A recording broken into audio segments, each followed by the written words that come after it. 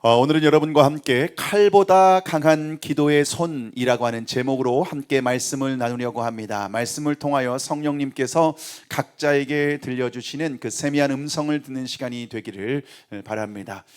모든 설교가 중요한데 오늘 여러분 설교를 귀를 쫑긋 세우시고 말씀에 집중하시기를 바랍니다. 오늘 영적으로 굉장히 중요한 말씀이다 보니까 여러분이 말씀을 듣는데 방해가 있을 수 있어요. 졸리거나 다른 데 신경 쓰이거나 집에 두고 온 꼴단지를 생각한다거나 이럴 수 있으니까 말씀에 귀를 기울이시고 말씀에 집중하여서 여러분 하나님께서 우리 각자에게 들려주시는 그 세미한 음성을 듣는 시간이 되기를 바랍니다.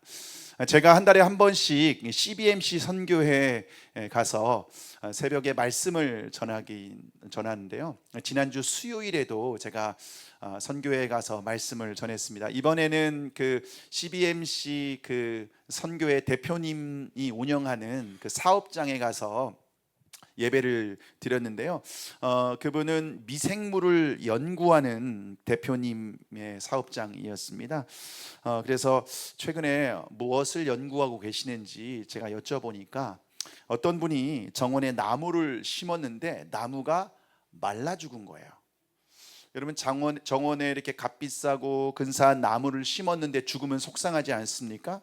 똑같이 햇볕도 그렇고 바람도 그렇고 수분도 물도 이렇게 골고루 똑같이 줬는데 왜 이 나무가 죽었을까? 왜 그 나무만 딱 죽었는지 이해가 안 갔었던 겁니다.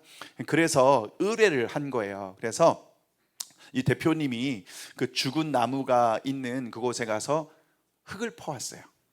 흙을 퍼왔는데 그 흙이 저도 봤거든요.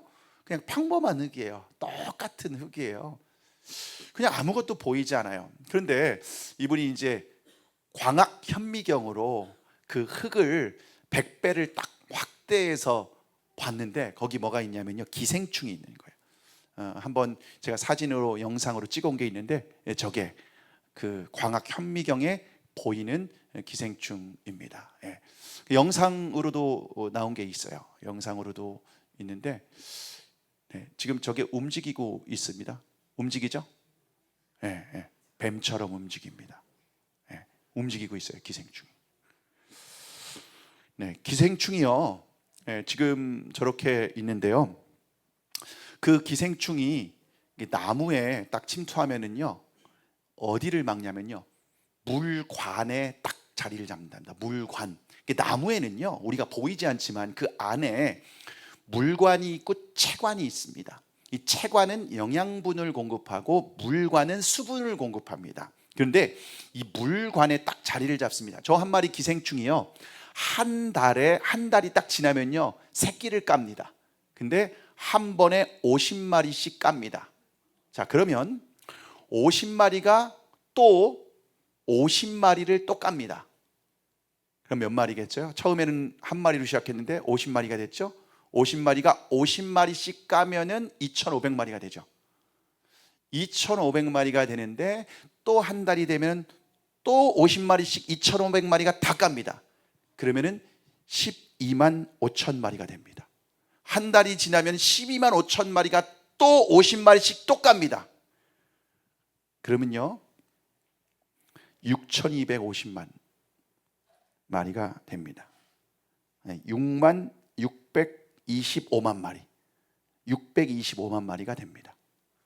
3개월만 지나면 한 마리로 시작했는데 625만 마리의 기생충이 물관을 다 막아버려요.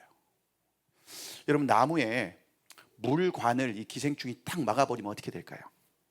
수분 공급이 안 돼요. 수분 공급이 안 돼요. 밑에서부터 뿌리부터 관을 통해서 위에까지 수분이 공급되어야 사는데 수분이 안 공급되지 않으니까 말라 죽는 거예요. 그래서 블루엔젤이라고 하는 정원수가 이렇게 죽어 있습니다. 한번 보여주실까요? PPT를. 저게 가운데 게 죽어 있죠. 다 풀러요. 저게 딱 죽어 있는 거예요. 똑같이 물도 줬어요. 햇볕, 바람, 공기 다 통해요. 근데 저게 딱 기생충이 보이지 않는데 수관을 탁 막아버리니까 저렇게 말라서 죽어버립니다. 여러분, 이 기생충이 얼마나 무서운지 제가 이렇게 검색을 해 보니까는요, 소나무에 이렇게 생기는 기생충을 소나무 재선충이라고 부릅니다. 재선충이라고 부르는데, 여러분 혹시 들어보셨나요? 재선충이라고? 이 재선충 피해가 얼마나 큰지 모릅니다.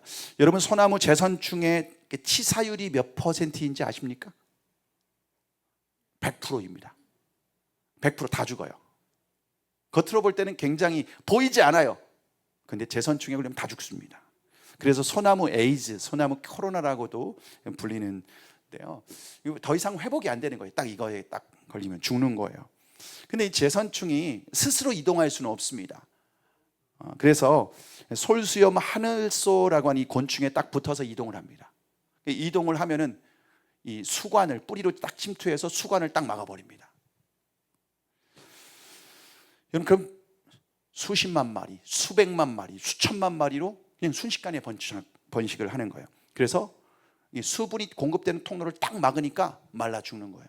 그래서 소나무 같은 경우가 재선충으로 죽은 PPT를 제가 잠깐 준비했는데요, 한번 보실까요? 네, 갈색으로 변해있는 게 소나무 재선충으로 죽은 거예요. 저렇게 아무리 웅장하고 아무리 근사한 소나무라고 할지라도 재선충, 저 기생충이 딱 틈을 타가서 갉아먹기 시작하면은요, 수관을 딱 막아버리면은 저렇게 말라 죽는 거예요. 다 죽는 거예요. 그래서 산림청에서는요, 그 산불만큼이나 이 재선충 확산을 막기 위해서 매년 막대한 예산을 투입해서 주사기로 이거를 소나무를 보호하려고 그렇게 많이 애를 쓰고 있습니다. 그럼 근데 이것은 영적인 세계에도 그대로 적용이 됩니다. 하나님께서 이 세상을 창조하신 줄 믿으십니까? 네. 그런데 하나님은 세상을 창조하셨을 때 보이는 세계만 창조하신 것이 아니라 보이지 않는 세계도 창조하셨습니다. 보이는 세계를 물질 세계라고 하면은 보이지 않는 세계를 영적 세계라고 합니다. 골로새서 1장 16절의 말씀 함께 읽습니다. 시작. 만물이 그에게서 창조되되 하늘과 땅에서 보이는 것들과 보이지 않는 것들과 혹은 왕권들이나 주권들이나 통치자들이나 권세들이나 만물이 다 그로 말미암아 그를 위하여 창조되었고, 하나님께서 보이는 것들과 보이지 않는 것들을 창조하셨다라고 분명히 말씀을 하셨습니다. 그래서 여러분, 세상 사람들은 보이는 세계만 인정하고 살아요. 내가 보고 손으로 만지고 느껴지는 것만 인정하고 살아갑니다. 그런데 그리스도인은 보이지 않는 세계를 인식하며 살아갑니다. 보이지 않는 세계, 영적인 세계에는 사랑의 하나님만 역사하는 것이 아니라 악한 마귀도 역사합니다. 그런데 이 악한 마귀가 소나무 재선충처럼 우리의 영혼에 딱 침투해서 수관을 딱 막아버려요. 다시 말하면 성령의 역사를 딱 막아버려요. 성령의 생수를 딱 막아버리면은요, 영적으로 곤고해지고 영적으로 메말라서 죽는 거예요. 겉으로 볼 땐 살아있어요. 근데 영적 죽음을 경험하게 돼요. 자, 그러면 이 재선충과 같은 이 마귀가 언제 틈을 타고 우리를 공격할까요? 오늘 본문 8절의 말씀, 8절을 함께 읽겠습니다. 시작. 그때 아말렉이 와서 이스라엘과 르비딤에서 싸우니라. 여러분, 그때 공격해요. 여러분, 이 먼저 이 아말렉, 성경에서 아말렉이라고 하는 것은요, 사단을 상징합니다. 사단을 상징합니다. 자, 아말렉이 어떻게 공격했는지 아십니까? 언제 공격했는지 아십니까? 신명기 25장 17절과 18절 함께 읽습니다. 시작. 너희는 애굽에서 나오는 길에 아말렉이 너에게 행한 일을 기억하라. 곧 그들이 너를 길에서 만나 내가 피곤할 때 내 뒤에서 떨어진 약한 자들을 쳤고 하나님을 두려워하지 아니하였느니라. 여러분, 언제 아말렉이 쳤다고 할까요? 말씀하시죠. 피곤할 때. 그리고 누구를? 약한 자들을. 그냥 이스라엘 공동체 내에서 뒤처져 있는 사람들, 중심에 들어오지 않고 뒤처져 있는 사람들, 뒤에서 불평하고 따라가는 사람들이죠. 그런 사람들을 탁 쳤다는 겁니다. 여러분, 그래서 신앙생활은 소극적으로 하는 게 아니에요. 적극적으로 해야 돼요. 적극적으로 중심으로 들어와서 교회가 어떤 일을 할 때 여러분 적극적으로 동참해야 됩니다. 방관자가 되거나 구경꾼이 되어서는 안 됩니다. 그럼 마귀의 밥이 될 수 있는 거예요. 그래서 공동체 안에 우리가 사랑으로 연합하고 기도로 깨어 있으면 마귀로부터 자신을 지킬 수가 있다는 겁니다. 자, 그러면 이 아말렉이 이스라엘을 공격했을 그때가 구체적으로 언제일까요? 바로 직전에 일어난 일이 무엇인지 보면 알겠죠? 그러니까 그 8절 이전에 어떤 사건이 있었냐면요, 이스라엘 백성들이 홍해 바다를 건너서 광야를 통과하고 있었는데 마실 물이 없는 거예요. 광야에서 마실 물이 없으면 얼마나 힘들겠습니까? 힘드니까, 마실 물이 없으니까 그들이 원망하고 불평을 쏟아내기 시작합니다. 심지어 지도자인 모세를 돌로 쳐 죽이려고 하는 겁니다. 그래서 모세가 엎드려 기도하니까 하나님께서 말씀하시기를 반석에서 지팡이로 치면은 생수가 흐를 것이다. 그래서 말씀대로 순종하니까 생수가 흘러서 이스라엘 백성들이 목마름을 해결할 수 있었습니다. 그런데 육체적인 목마름은 해결했지만은 그때 영적으로 아말렉이 공격합니다. 그럼 언제 공격할까요? 마귀는 아무 때나 공격하는 게 아니라 원망하고 불평할 때 공격합니다. 다시 말하면 우리가 죄를 지을 때, 입술로 죄를 짓고 행동으로 죄를 짓고 마음으로 죄를 지을 때 그게 마귀의 틈이 되는 거예요. 마귀가 틈탈 수 있는 이 틈을 딱 만들어주는 거예요. 빌미를 딱 제공하는 거예요. 그때 마귀가 딱 틈타서 공격합니다. 그래서 우리의 영혼을 갉아먹는 거예요. 그래서 우리 안에 성령이 역사하지 못하도록 마귀가 우리의 영혼을 싹싹 갉아먹어서 우리의 영혼이 메마르도록, 우리의 영혼이 황폐해지도록 그렇게 바짝 말라서 물이 공급되지 않으니까 죽게 만드는 거죠. 여러분, 죄를 지잖아요.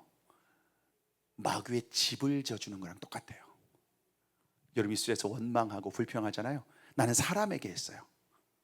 내 배우자에게 했어요. 자녀에게 했어요. 부모에게 했어요.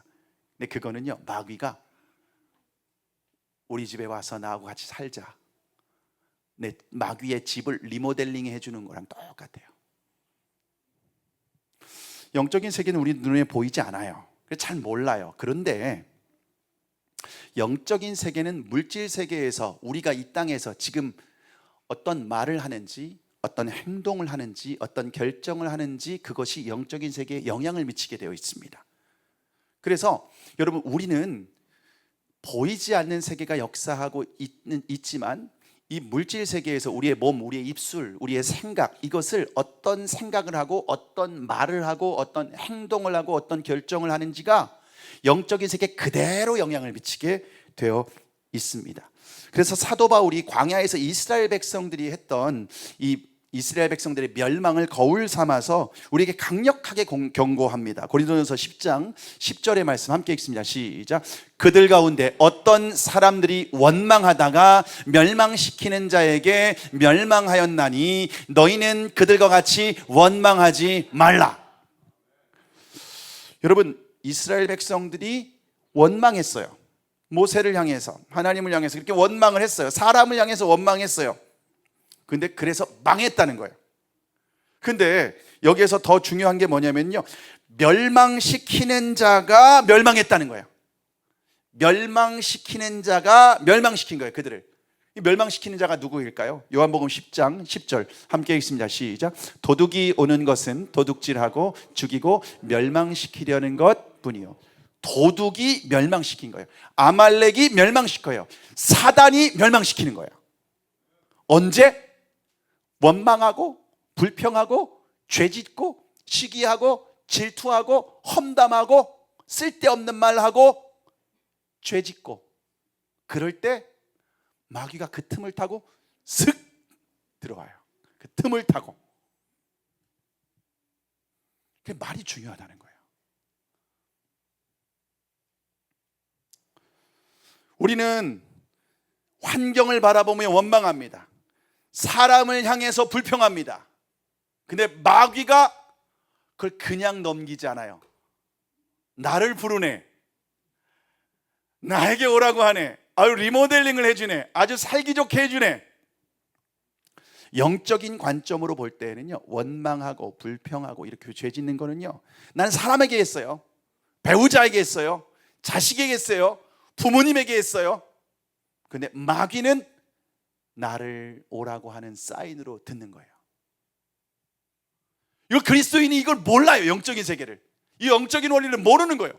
그러니까 예수 믿어도 당하는 거예요. 세상 사람들은 어차피 마귀의 종노릇해요. 그리스도인들은 종노릇하지 말아야 돼요. 그런데 그냥 원망하고 습관대로, 사람들이, 세상 사람 다 그렇게 사니까 똑같이 그렇게 반응하는 거예요.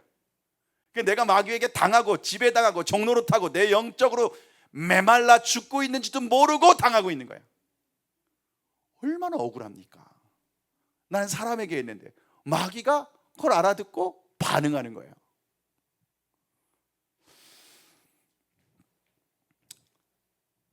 우리의 삶의 악한 습관을 끊어내지 않으면 마귀의 역사는 끊어지지 않습니다.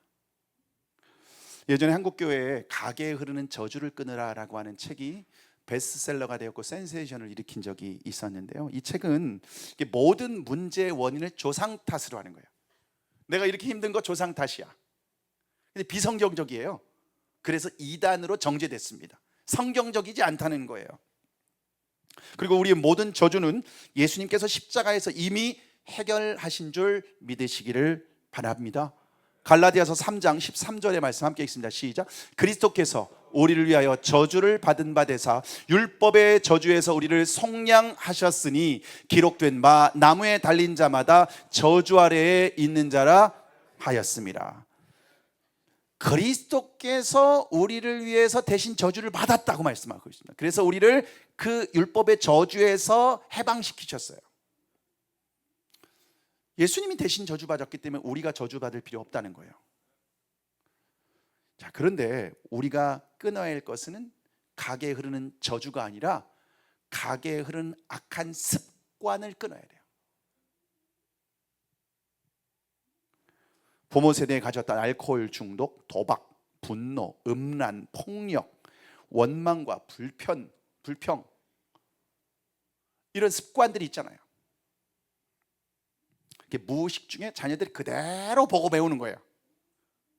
그걸 가르치진 않았어요. 부모가 습관적으로 불평하고 원망하는데 자식에게는 그렇게 하라고 하지 말잖아요. 너 원망하고 불평하지 마. 부모는 그렇게 하는데, 근데 자식은 말을 듣고 배울까요? 행동을 보고 배울까요? 반드시 말을 듣고 배우는 것이 아니라 행동을 듣고 배웁니다. 보고 배우는 거예요. 그냥 보고하는 거 보고 배우는 거예요. 내가 배워야겠다고 하지 않고 무의식 중에 스며드는 거예요. 그게. 그리고 성인이 된 후에 부모가 했던 그 악한 습관을 똑같이 반복합니다. 그것은 영적인 세계에서 악한 영을 나의 마음과 가정의 안방에 손님으로 초대하는 거랑 똑같아요. 결국 나의 삶과 가정 가운데 악한 영들을 끌고 들어와서 잔치를 벌이는 거예요. 악한 영들은 처음에 하나가 들어왔다가 7이 들어왔다가 군대 귀신으로 들어왔다가 끌어들여요. 알을 까듯이 집에서 자리 잡고 있는 거예요. 마치 자기 집처럼 행세하는 거예요. 주님의 성전을. 최근에 한 상담 프로그램에서 30대 초반의 한 여대생이 고민을 상담했는데요, 뒤늦게 이제 그 대학을 간 거예요. 그래서 대학을 갔는데 이 그 여대생이 매일 소주 2병씩 마시는 거예요. 매일 소주 2병씩 마셔야지 이게 불안하지 않고 잠이 온대요. 근데 더 심각한 거는 술 취하면은 기억이 하나도 안 나요. 무슨 일이 있었는지. 그래서 막 교수님한테 전화해가지고서 뭐 이렇게 하지 말아야 될 말들도 하는 거죠. 깨고 나서 이렇게 하면 안 되겠다. 그런데 이게 안 끊어지는 거예요. 그래서 상담을 하는 거예요. 근데 그 말하는 과정에서 어떤 얘기를 하냐면요, 꼭 아버지가 술을 마시면 딸한테 전화했대요. 술 마셔서. 대화해보면 술 취한 거 알잖아요. 그럼 항상 전화하지 말라고 짜증내고 화냈대요. 나도 싫었던 행동이에요. 그런데 문제는 딸이 그대로 무의식 중에 보고 배운 거예요. 그러니까 자기가 술을 마셔야 잠이 오고 술 마시면 전화하는 거예요. 부모의 악한 습관이 자녀에게 그대로 답습이 된 거예요. 배우려고 한 거예요. 싫어했어요. 짜증내고 화냈어요. 이렇게 하지 말라고. 그런데 성인이 된 후에 자기가 술 마시고 자기가 술 취해서 전화하고. 여러분, 악한 습관을 끊어내지 못하면요, 결국 마귀를 내 삶에 초대하는 것과 똑같아요. 여러분, 그러므로 여러분의 삶과 가정 가운데 마귀를 부르는 악한 습관이 있습니까? 반드시 끊어야 돼요. 하나님께 축복 달라고 기도하는데 악한 습관은 끊어내지 않아요. 그 축복이 임하겠습니까? 항상 나는 마귀를 부르는데 내 행동은, 입술은 주여 은혜 주시고 성령 충만하게 해달라고 하는데 나의 평소의 입술과 삶과 모든 삶은 마귀를 그냥 부르는데, 마귀를 간절히 원하는데, 마귀를 항상 초청하고 있는데 성령이 역사하겠습니까? 마귀가 역사하겠습니까? 상식적으로 생각해 보세요.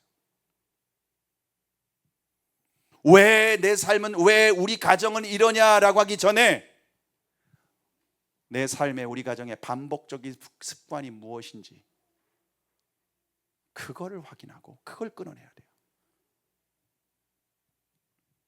자, 그럼 언제 하나님께서 역사하실까요? 오늘 본문 9절의 말씀, 9절을 함께 우리가 읽도록 하겠습니다. 시작. 모세가 여호수아에게 이르되 우리를 위하여 사람을 택하여 나가서 아말렉과 싸우라. 내일 내가 하나님의 지팡이를 손에 잡고 산 꼭대기에 서리라.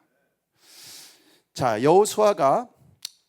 모세가 여호수아에게 뭐라고 하냐면 군대를 이끌고 지금 아말렉과 나아가라는 겁니다. 싸우라는 거예요. 근데 모세는 같이 칼을 들고 전쟁터로 나가는 게 아니라 하나님의 지팡이를 들고 산 꼭대기로 올라가는 거예요. 산 꼭대기로 올라가서 산 꼭대기에서 지금 여호수아가 치열하게 전투하는 것을 지켜보는 상황입니다. 자, 그런데 이 전쟁의 승패가 어디에서 결정이 되죠? 오늘 보면 11절 말씀, 우리가 11절을 함께 읽습니다. 시작. 모세가 손을 들면 이스라엘이 이기고 손을 내리면 아말렉이 이기더니. 지금 칼을 들고 여호수아가 싸우고 있는데 전쟁의 승패가 어디서 결정되냐면 여호수아의 손에 있는 칼이 아니라 모세의 손에서 결정되는 거예요. 모세가 손을 들면 이기고 손을 내리면 아말렉이 이기는 거예요. 그래서 여러분, 손을 들고 계속 있으면 손이 아플까요? 안 아플까요? 잘 모르겠어요? 한번 예배 끝날 때까지 한번 손을 들고 있어 볼래요? 한 3분만 지나도 아파가지고서 슬슬 내려올 거예요 아마. 슬슬 내려오니까 지금 이스라엘이 지금 전쟁에서 지고 있는 거예요. 그럼 어떻게 하죠? 그때 동역자였던 아론과 훌이 어떻게 하죠? 오늘 보면 12절을 함께 읽습니다. 시작. 모세의 팔이 피곤함에 그들이 돌을 가져다가 모세 아래에 놓아 그가 그 위에 앉게 하고 아론과 훌이 한 사람은 이쪽에서 한 사람은 저쪽에서 모세의 손을 붙들어 올렸더니 그 손이 해가 지도록 내려오지 아니한지라. 팔이 점점 내려오니까 큰 돌을 딱 놓고 그 위에 모세를 앉힙니다. 그리고 아론과 훌이 양쪽에서 한 명씩 모세의 팔을 들어준 거예요. 그래서 해가 지도록 내려오지 않게 붙들어줬습니다. 그 결과 어떻게 되었죠? 13절의 말씀 함께 읽습니다. 시작. 여호수아가 칼날로 아말렉과 그 백성을 쳐서 무찌르니라. 손이 안 내려오니까 여호수아가 칼날로 쳐서 승리했다는 겁니다. 결국 전쟁의 승리는 여호수아의 칼이 아니라 어디에서 결정된 거죠? 모세의 기도하는 손에서 결정이 됐다는 겁니다. 굉장히 중요한 영적인 원리가 있습니다. 우리는 세상에서 성공하고 잘 되기 위해서 공부도 하고 좋은 대학도 가고 책도 읽고 자격증도 따고 엄청 열심히 해요. 그 자체가 의미 없다는 게 아니에요. 그런데 진짜 승패는 어디에서 결정되는가? 기도의 손에서 결정된다는 거예요.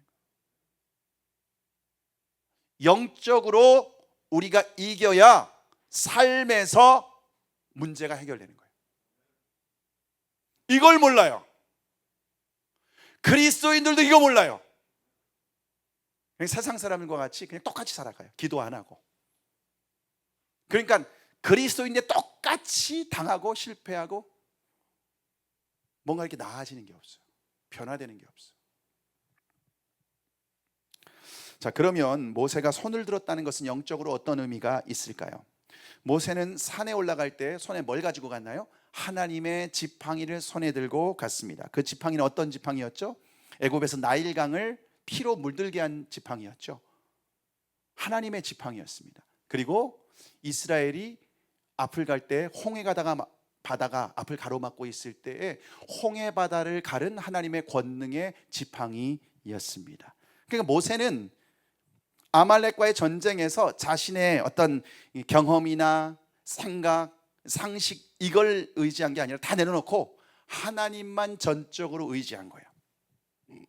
자신의 스펙이나 잔머리 뭐 이런 걸 믿지 않는 것이 아니라 전적으로 하나님만 의지하고 기도의 손을 들었을 때 승리하게 된 줄 믿으시기를 바랍니다. 여러분, 여기서 굉장히 중요한 게 있어요. 말씀에 불순종하고 원망하면 마귀가 역사합니다. 그러나 하나님의 말씀에 순종하고 기도하면 성령이 역사하는 줄 믿으시기를 바랍니다. 이게 바로 영적인 원리라는 거예요. 우리의 삶에 마귀가 역사하는 원리가 있고 성령이 역사하는 원리가 있다는 거예요. 우리가 어떤 말을 하고 어떤 행동을 하고 어떻게 살아가는지에 따라서 영적으로 그대로 영향을 미친다는 거예요. 이스라엘의 아합 왕 때에 이스라엘 백성들이 불순종하고 우상을 숭배하게 되죠. 그때 마귀가 적과 꿀이우는 땅이었지만 마귀가 역사하게 됩니다. 그래서 하늘에 비와 이슬이 딱 닫혀버려요. 그냥 황폐하게 돼요. 땅에서 그냥 풀 한 폭이 자라지 못하는 거예요. 3년 6개월 동안 비 한 방울 내리지 않으니까, 이슬 한 방울 내리지 않으니까 수분 공급, 물 공급을 딱 막아버린 거예요. 그때 하나님께서 엘리야에게 이제 갈멜산 꼭대기로 올라가라고 말씀하셔요. 갈멜산 꼭대기로 올라가서 엘리야가 어떻게 하죠? 얼굴을 무릎 사이에 넣고, 간절함이에요. 무릎 사이에 넣고 7번을 기도합니다. 7번 반복해서 기도할 때에 구름만한, 손바닥만한 구름이 떠올랐다가 그것이 결국에는 소낙비가 내리게 됩니다. 여러분, 그러면 거기에는요 기도라는 단어는 안 나와요. 근데 7번을 반복하며 얼굴을 무릎 사이에 넣은 행동을 어떻게 야고보 사도가 어떻게 해석하냐면요, 야고보서 5장 17절과 18절의 말씀 함께 읽습니다. 시작. 엘리야는 우리와 성정이 같은 사람이로되 그가 비가 오지 않기를 간절히 기도한즉 3년 6개월 동안 땅에 비가 오지 아니하고 다시 기도하니 하늘이 비를 주고 땅이 열매를 맺었느니라. 엘리야가 얼굴을 무릎 사이에 넣었던 이 행동이 바로 간절히 기도했던 것이다. 그러니까 간절히 기도할 때에 하늘문을 막고 있던 어둠의 권세가 떠나가고 하나님께서 하늘문을 활짝 열어주셔서 은혜의 소낙비를, 은혜의 단비를 내려주셨다는 겁니다. 여러분, 이게 굉장히 중요합니다. 영적인 세계는 우리 눈에 보이지 않아요. 그런데 물질 세계에서 말씀에 순종하고 기도할 때 영적인 세계에 놀라운 일들이 벌어져요. 기도 응답이 이루어져요. 여러분이 기도해도 응답이 이루어지지 않을 때 어떻게 해야 되는가? 다니엘을 통해서 우리에게 보여주고 있어요. 다니엘은 페르시아의 총리였습니다. 근데 하나님께서 환상을 보여주셨는데 무슨 의미인지 모르는 거예요. 무슨 의미인지 깨달아지지 않는 거예요. 그래서 21일 동안 다니엘이 금식하며 기도할 때에 영적인 세계에서 어떤 일이 벌어졌는지를 말씀을 통해서 우리에게 보여줘요. 다니엘서 10장 13절과 14절의 말씀을 우리가 13절과 14절, 다니엘서 10장 13절과 14절의 말씀 함께 읽습니다. 시작. 그런데 바사 왕국의 군주가 21일 동안 나를 막았으므로 내가 거기 바사 왕국의 왕들과 함께 머물러 있더니 가장 높은 가장 높은 군주 중 하나인 미가엘이 와서 나를 도와줌으로 14절 이제 내가 마지막 날에 내 백성이 당할 일을 내게 깨닫게 하려 왔노라. 이는 이 환상이 오랜 후의 일임이라 하더라. 여러분, 바사국이 있는데 영적인 세계에 그 바사국의 역사하는 군주 악한 영이 있다는 거예요. 악한 영이 있는데 이 기도 응답을 해도 그 악한 영이 막아서 응답이 안 오는 거예요. 21일 동안 금식하며 기도하니까 미가엘, 하늘의 군대장, 싸우는 군인, 영적 군인과 같은 미가엘이 와서 도와줘서 응답을 받게 된 거예요. 여러분, 금식하며 기도할 때, 기도의 손을 내리지 않을 때 하나님의 강력한 군대장관인 미가엘이 와서 응답을 줍니다, 우리에게. 이게 영적인 세계에서 이루어진 일들이에요. 자, 여러분이 영적 전쟁에서 승리하기를 원하십니까? 아멘 안 하시네요. 나는 응답 같은 거 필요 없어. 하늘문이 열리는 은혜를 누리기 원하십니까? 하나님의 응답을 받기를 원하십니까? 모세와 같이 손을 들고 기도하라는 거예요. 엘리야와 같이 무릎 사이에 얼굴을 놓고 간절히 기도하라는 거예요. 반복적으로 기도하는 거예요. 그리고 다니엘과 같이 금식하며 기도하는 겁니다. 여러분, 우리가 하나님의 말씀에 순종하며 기도할 때 영적인 세계에서 놀라운 기적이 일어나요. 역대하 16장 9절의 말씀, 역대하 16장 9절의 말씀 함께 있습니다. 시작. 여호와의 눈은 온 땅을 두루 감찰하사 전심으로 자기에게 향하는 자를 위하여 능력을 베푸시나니. 여러분, 우리가 원망하고 불평하면은 마귀를 부르는 사인이라고 했죠. 그런데 간절히 말씀에 순종하면서 손을 들고 기도하면은 하나님의 능력이 임하는 거예요. 하나님이 감찰하고 있다가 쭉 살펴보고 있다가 누구에게 은혜 주실지 능력 주실지는 사인을 보는 거예요. 손을 들고 말씀에 순종하며 기도하는 사람에게 보고 그 사인을 보고 하나님은 역사하시는 거예요. 능력을 베푸시는 거예요. 응답을 주시는 거예요. 은혜의 소낙비를 내려주시는 거예요. 영적 전쟁에서 승리하게 해주시는 줄 믿으시기를 바랍니다.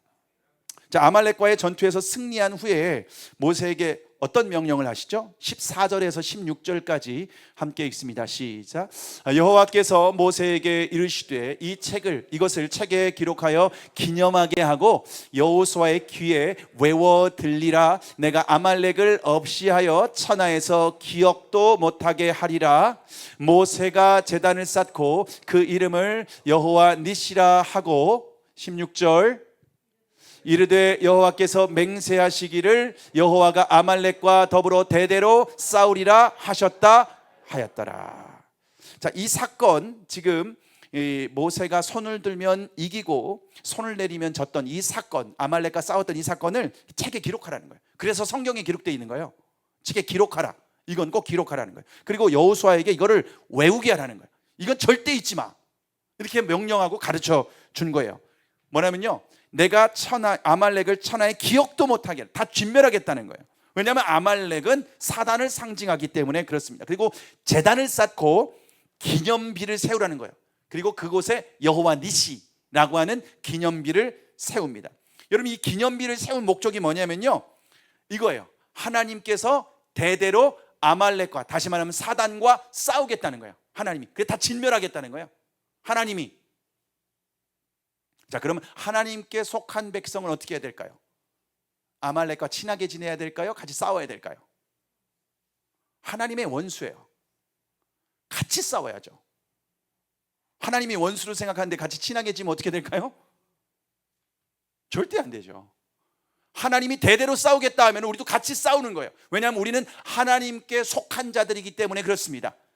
예수님을 믿음으로 하나님의 백성, 하나님의 자녀가 되었습니다. 그러면은 같이 싸우는 거예요. 그래서 여러분, 영적 전쟁은 목회자나 선교사, 어떤 그 전도사와 같은 그런 사역자만 하는 게 아니라 모든 하나님께 속한 백성은 대대로 아말렉과 싸워야 돼요. 아말렉, 저는 그런 거 관심 없는데요. 그거는 목사님이나 어떤 권사님, 장로님 같은 분들만 하시면 안 돼요. 사단이 그거 가릴까요? 오히려 약한 자들, 오히려 방심하는 자들 더 공격해요. 더 싸워요. 사단의 밥이에요.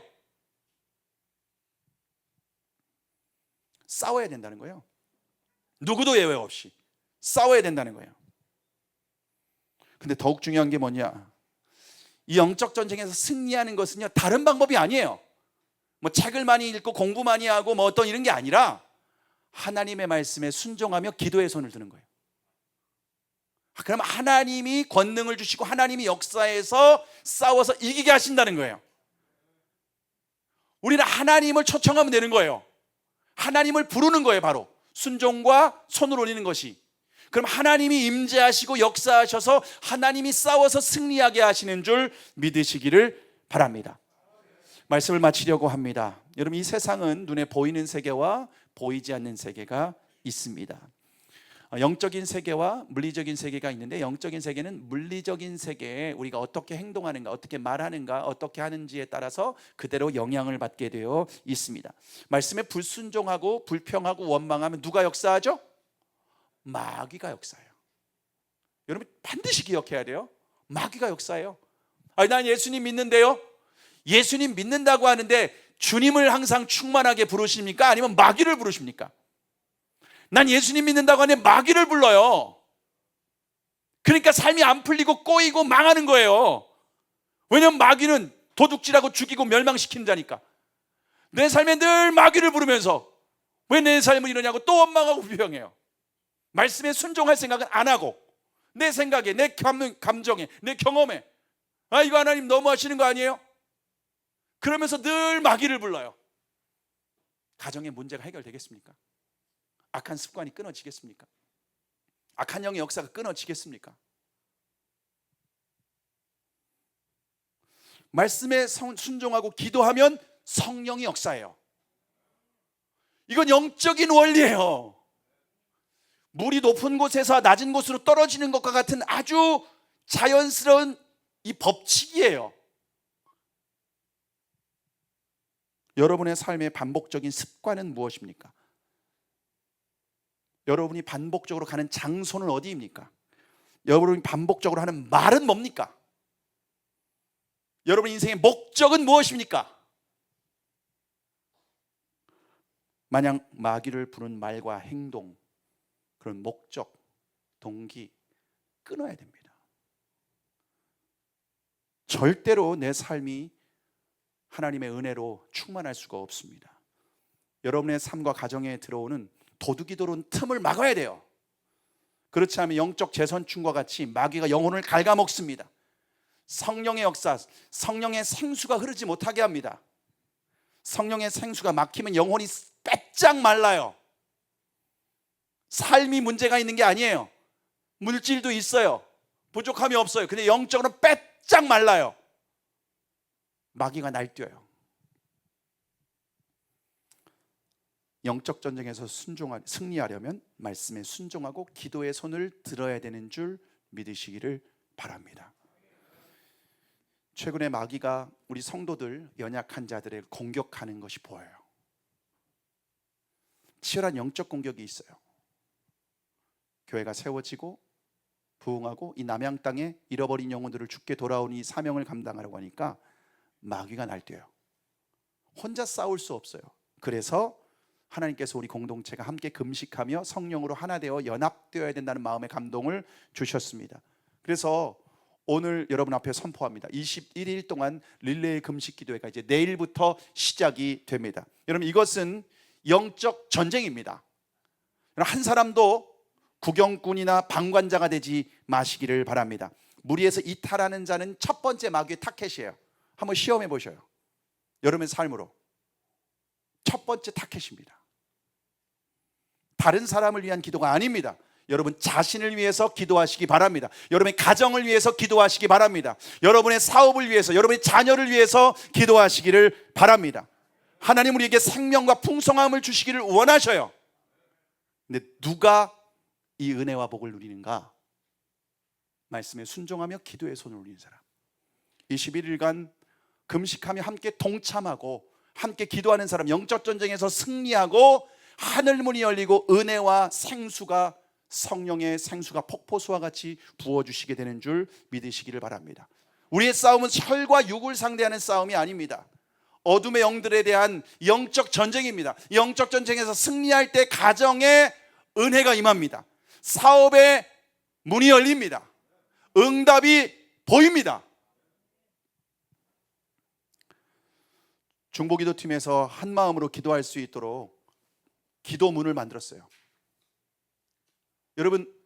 여러분이 개인적으로 기도 잘 못할 수 있잖아요. 무엇을 기도해야 되는지 정확하게 여기에다가 딱 기록했어요. 이걸 놓고 기도하시는 거예요. 이걸 붙들고 기도하시는 거예요. 아침, 점심, 저녁 금식할 때 금식하지 마시고 금식하며 기도하시기 바랍니다. 순종하며 기도하시기 바랍니다. 그래서 다 나눠드렸어요. 이거 그냥 놓고 가는 사람들이 있어요. 이거 꼭 기도해야 돼요. 꼭 기도하셔요. 한 마음으로 기도하시기 바랍니다. 다니엘과 같이 금식하며 모세와 같이 기도의 손을 들고 엘리야와 같이 반복적으로 기도하면 반드시 영적 전쟁에서 승리하게 되는 줄 믿으시기를 바랍니다. 릴레이 금식 기도가 끝나는 날 우리는 33명의 우리 선교팀이 몽골에 복음을 전합니다.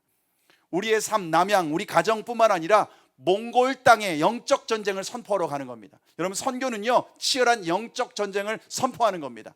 우리가 봉사하러 가거나 관광하러 가는 게 아니에요.